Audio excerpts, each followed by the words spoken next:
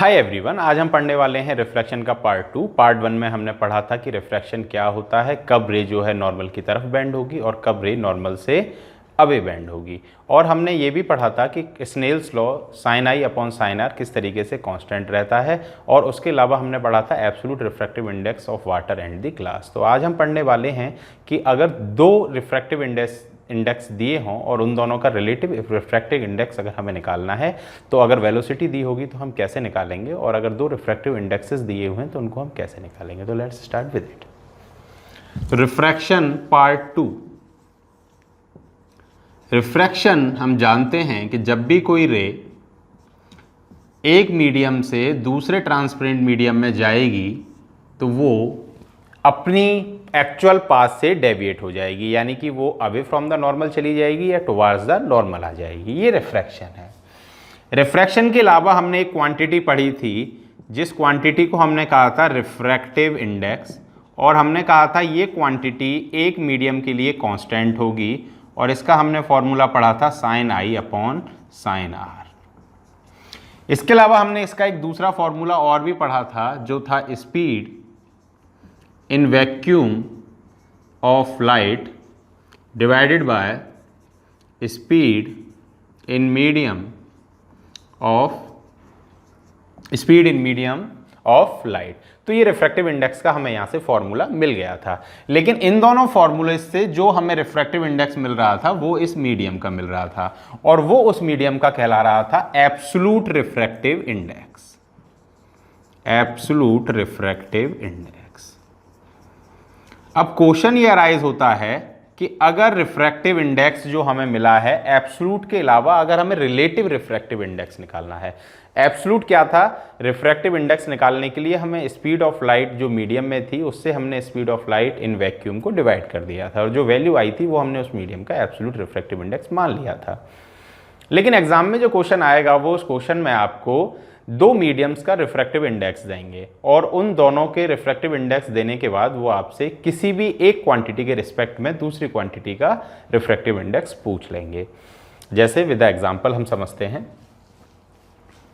Suppose refractive index of glass is given and refractive index of, we all know that refractive index of glass is equals to 3/2 and refractive index of water is equals to 4/3.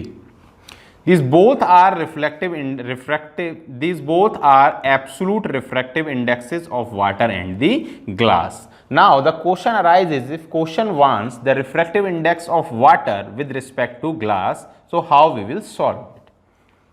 Now see, अगर question में हमसे पूछा गया है कि refractive index of glass आप बताइए और विद रिस्पेक्ट टू वाटर, तो आपको एक रूल याद रखना है कि राइट हैंड साइड पर जो मीडियम दिया होगा उस मीडियम का रिफ्रैक्टिव इंडेक्स न्यूमरेटर में आता है। ठीक है, तो राइट हैंड साइड पर क्या दिया है? ग्लास। तो refractive index of glass divided by refractive index of water, and we will get the refractive index of glass with respect to water. ये हमें इस फॉर्मूले से मिल जाएगा। अब इसमें एक क्वेश्चन दूसरा ये अराइज होता है कि अगर वो हमसे पूछता है कि refractive index of glass with respect to water, लेकिन रिफ्रैक्टिव इंडेक्स ऑफ ग्लास भी हमको नहीं दिया है और रिफ्रैक्टिव इंडेक्स ऑफ वाटर भी हमको नहीं दिया है। उन्होंने अगर हमको दिया है, क्वेश्चन में हमें दिया है, तो वो दिया है स्पीड ऑफ लाइट।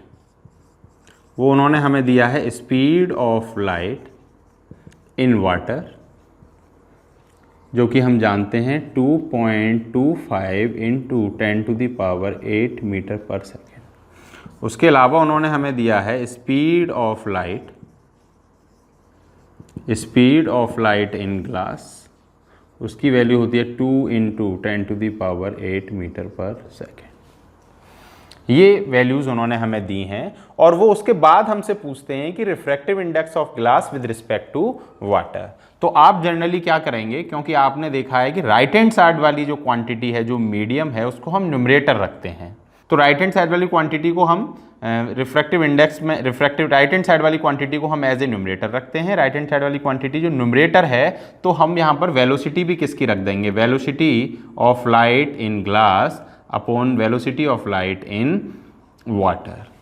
जनरली हम ये करते हैं, जो हमसे गलती होती है, लेकिन बेसिकली ये जो है ये टोटली रॉन्ग है।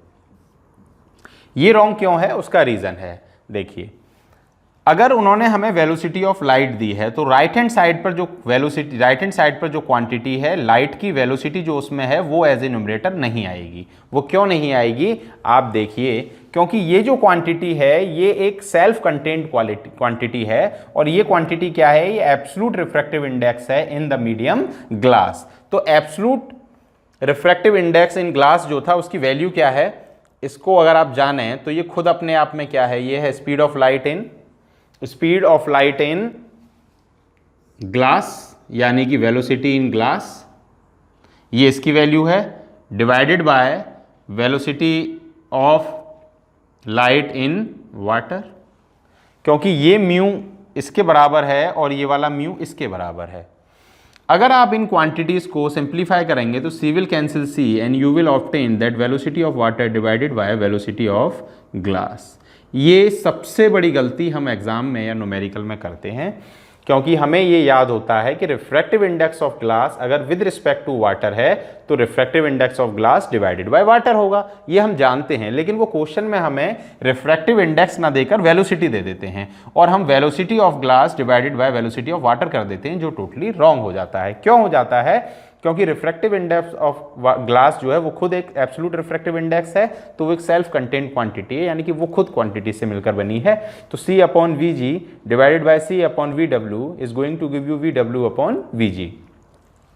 तो इसको याद रखने का एक तरीका आप याद रखिए, अगर आपको यहां पर इस W की जगह क्वांटिटी नंबर 1 लिख दिया है किसी ने, और इस ग्लास की जगह क्वांटिटी नंबर 2 दिया है, तो यहां पर कौन सी क्वांटिटी आएगी, जो राइट हैंड साइड पर है यानी कि 2। यहां पर कौन सी क्वांटिटी आएगी, जो लेफ्ट हैंड साइड पर है यानी कि 1।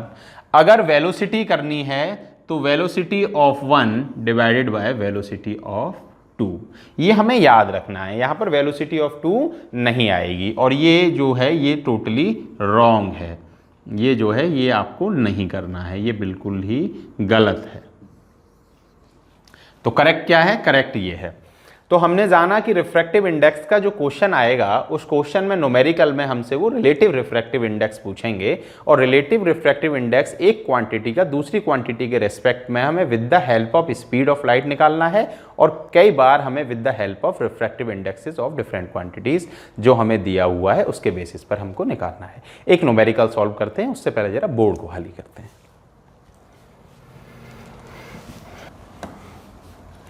न्यूमेरिकल में हमें उन्होंने दिया है क्वेश्चन 1 के कि रिफ्रैक्टिव इंडेक्स जो है वाटर का वो है 4/3।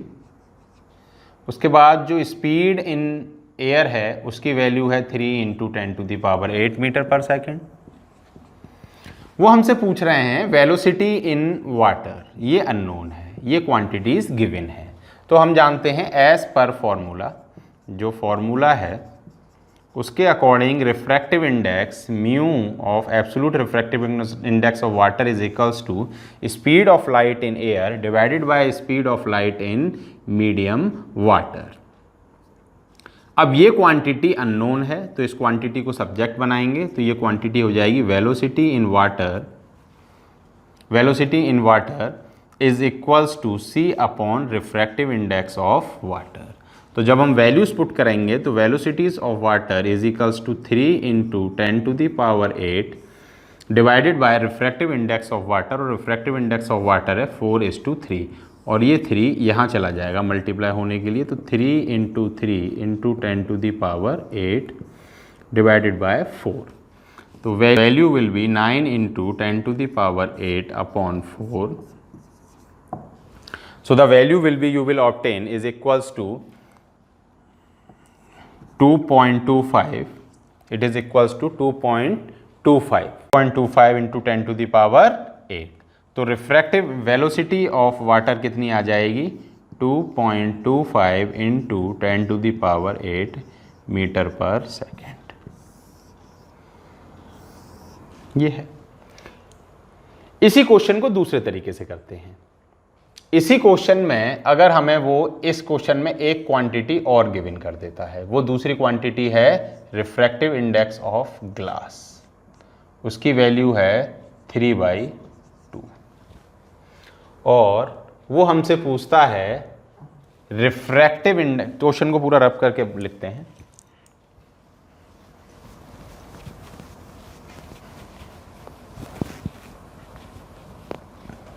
सेकंड क्वेश्चन देखिए, क्वेश्चन नंबर 2, उन्होंने हमें दिया है refractive index of water which is equals to 4/3। दूसरी क्वांटिटी हमने दी है, उन्होंने दी है refractive index of glass which is equals to 3/2। Now they are asking that refractive index of glass with respect to water. तो वो अगर हमसे ये पूछ रहे हैं तो जो राइट हैंड साइड पर क्वांटिटी है न्यूमरेटर में, वो वाला रिफ्रैक्टिव इंडेक्स ऊपर आएगा, और वो कौन सा है? वो रिफ्रैक्टिव इंडेक्स है हमारा ग्लास का। तो 3/2 डिवाइडेड बाय 4/3, ये हमें इस क्वांटिटी से क्या मिल जाएगा? रिफ्रैक्टिव इंडेक्स मिल जाएगा। और वो रिफ्रैक्टिव इंडेक्स हमारा कितना होगा? मैथमेटिकली हम इसको सॉल्व अगर करेंगे तो ये 9/8 आ जाएगा। तो 1.125 हमारी वैल्यू यहाँ पर आ जाएगी refractive index of glass with respect to water. इसी क्वेश्चन में अगर वो ये जो अननोन क्वांटिटी थी, यानी कि एक अननोन क्वांटिटी थी refractive index of glass with respect to water, अगर इसी क्वेश्चन में वो हमसे पूछ लेता है refractive index of water with respect to glass, तो हम इसे कैसे सॉल्व करेंगे? तो उल्टा हो जाएगा, यानी कि refractive index of water with respect to glass, यानी कि अब न्यूमरेटर में रिफ्रैक्टिव इंडेक्स किसका आएगा? वाटर का, यानी कि 4/3 डिवाइडेड बाय 3/2, और उससे हमें क्या मिलेगी? वैल्यू मिलेगी।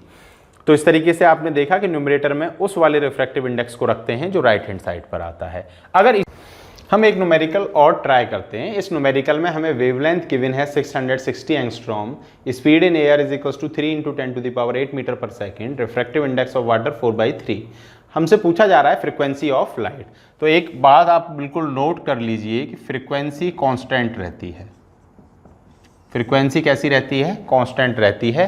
किस लिए कांस्टेंट रहती है? Because it's depends on source. यानी कि अगर कोई भी लाइट रे एक मीडियम से दूसरे मीडियम में जाएगी तो उसकी वेवलेंथ, स्पीड, सारी चीज़ें चेंज होंगी, लेकिन उसकी फ्रीक्वेंसी कांस्टेंट रहेगी। तो हमें फॉर्मूला पता है, C is equals to nu lambda, speed of light is equals to frequency into lambda, ये फॉर्मूला है। तो इस फॉर्मूले में हम वैल्यू रखते हैं, C है 3 × 10⁸ is equals to nu, frequency हमें पता नहीं है, और लैम्डा है हमारा 6600 एंगस्ट्रॉम। लेकिन ये एंगस्ट्रॉम वाली जो वैल्यू है, इस एंगस्ट्रॉम का मतलब होता है 10⁻⁻10 मीटर, तो into 10⁻⁻10। Frequency is equals to 3 × 10⁸, 3 × 10⁸ divided by 6600 divided by 6600 into 10⁻⁻10। ये पावर ऊपर चली जाएगी तो ऐड हो जाएंगी। आप जब इसको फर्दर सिंप्लीफाई करेंगे तो on simplification you will get value 4.54 × 10⁻14 hertz. 0 से क्वांटिटी कम हो जाएगी, ये ऊपर चला जाएगा, ठीक है। तो ये वैल्यू आपको ऑब्टेन होगी। तो ये हमें फ्रीक्वेंसी की वैल्यू मिल गई। फ्रीक्वेंसी हमारी कैसी रहती है? कांस्टेंट रहती है। दूसरे केस में वो हमसे पूछ रहा है speed of light in water, तो हमें जाननी है वेलोसिटी इन वाटर। तो वेलोसिटी इन वाटर हम जानते हैं, वेलोसिटी भी क्या है? स्पीड। फ्रीक्वेंसी कैसी रहेगी? फ्रीक्वेंसी रहेगी कांस्टेंट। अगर हम चाहते तो ऊपर वाला फॉर्मूला लगा सकते थे, velocity in water is equals to frequency into lambda. पर यहाँ पर हमें एक प्रॉब्लम है कि लैम्डा जो है ये जब एयर से आएगी, ये हमें एयर की वेवलेंथ दी हुई है, जब ये एयर से वाटर में आएगी तो हम यहाँ पर ये वाली वेवलेंथ नहीं रख सकते हैं, क्योंकि वेवलेंथ में क्या हो गया है? चेंज हो गया है। तो हम इस फॉर्मूले को यूज़ नहीं करेंगे, हम दूसरा फॉर्मूला यूज़ करेंगे। दूसरा फॉर्मूला क्या है कि refractive index is equals to C/V and V is equals to C/μ। तो C कितना है? 3 × 10⁸ और म्यू कितना है? 4/3। तो ये हो जाएगा 9/4 × 10⁸ which is equals to 2.25 × 10⁸ metre per second. तो हमें वेलोसिटी में ये वाला फॉर्मूला हमने क्यों यूज़ नहीं किया, आपको समझ में आया होगा। रीज़न क्या है इसका, क्योंकि ये जो वेवलेंथ हमें गिवन है ये एयर में गिवन है, और जब वो लाइट रे ट्रेवल करके वाटर में जाएगी तो वेवलेंथ चेंज हो जाएगी, यानी कि ये जो लैम्डा है ये लैम्डा डैश हो जाएगा, चेंज्ड वेवलेंथ। तो हमें वेलोसिटी हमें मिल गई है। अब हमें जानना है wavelength of light in water, यानी कि वो जाते हैं लैम्डा डैश। तो लैम्डा डैश का एक फॉर्मूला ये भी होता है कि refractive index is equals to lambda upon lambda dash. ये किस तरीके से होता है, ये एक फॉर्मूला है रिफ्रैक्टिव इंडेक्स और चेंज इन वेवलेंथ और ओरिजिनल वेवलेंथ के बीच में जो रिलेशन बताता है। ये फॉर्मूला कैसे है जरा, ये फॉर्मूला कैसे होता है जरा जानिए। हम जानते हैं speed in air is equals to frequency nu into lambda, velocity in medium is equals to nu into lambda, और लैम्डा डैश क्योंकि ये वेवलेंथ बदल जाएगी मीडियम में आने के बाद, जबकि फ्रीक्वेंसी सेम रहेगी। अभी आपको बताया था कि फ्रीक्वेंसी कैसी है, कांस्टेंट है। इन दोनों क्वांटिटीज़ को आप डिवाइड कर दीजिए right hand side left hand side में, तो ये हो जाएगा C upon V is equals to nu into lambda upon nu into lambda dash. Frequency will cancel frequency, और C अपॉन V को हम जानते हैं, जैसे मैकेनिकल एडवांटेज में हमने लोड अपॉन एफर्ट को जाना था, इसकी वैल्यू होती है म्यू, और म्यू किसका होता है, जिसमें ये वेलोसिटी होती है। तो एक फॉर्मूला हमें मिल गया, mu is equals to original wavelength divided by change in wavelength. तो जब हम वैल्यू रखेंगे तो changed wavelength is equals to original wavelength divided by refractive index. तो वैल्यू हो जाएगी 6600 into 10 to the power -10 divided by mu, और mu क्या है 4/3। आंसर अगर आप इसको सॉल्व करेंगे तो इसका आंसर आएगा 4 × 3 4950 -10। ये वैल्यू जो है अगर आप एंगस्ट्रॉम में लिखोगे तो आपको कुछ करने की जरूरत नहीं है, तो इसका वैल्यू आएगी 4950 एंगस्ट्रॉम। तो इस तरीके से आपको न्यूमेरिकल को सॉल्व करना है, और ये बात बिल्कुल आपको ध्यान रखनी है कि ये वेवलेंथ हमने यहाँ पर ये फॉर्मूला क्यों नहीं यूज किया था ये वेवलेंथ निकालने के लिए, जबकि इस फॉर्मूले से हमने क्या किया था, फ्रीक्वेंसी को निकाल दिया था। ठीक है, ये आपको ध्यान में रखना है। Thank you for watching this. If you are having any query regarding this topic, then you can write in the comment box. I will try my best efforts to solve it. Thank you.